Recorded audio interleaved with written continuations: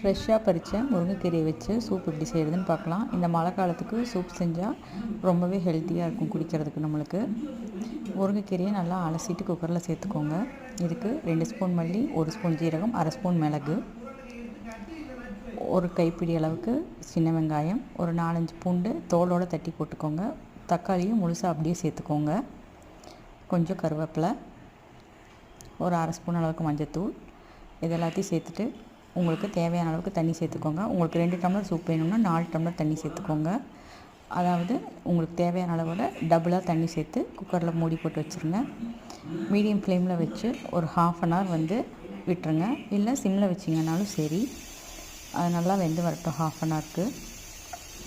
அதுக்கப்புறம் கொஞ்சம் நேரம் ஒரு 10 மினிட்ஸ் ஸ்டாண்டிங் டைம் விட்டுட்டு அதுக்கப்புறம் ஓப்பன் பண்ணுங்கள். நல்லா வெந்து வந்திருக்கும். இந்த மாதிரி பருப்பு மத்து வச்சு லைட்டாக மறைச்சி விட்டுக்கோங்க.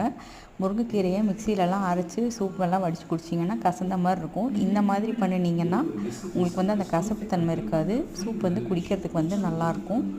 கொஞ்சம் லைட்டாக இருக்கும் குடிக்கிறதுக்கு. அதனால் மறைச்சி விட்டுட்டு அதை எடுத்து இந்த மாதிரி வடிகட்டியில் நல்லா வடித்து எடுத்துக்கோங்க. அவ்வளோதான், சூப் ரெடி ஆயிடுச்சு.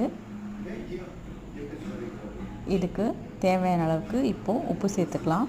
எல்லோரும் தூள் உப்பு சேர்ப்பாங்க. பட் நான் கல்லுப்பு தான் சேர்ப்பேன். கல்லுப்பு சேர்த்துனா தான் டேஸ்ட் நல்லாயிருக்கும். உங்களுக்கு தேவைன்னா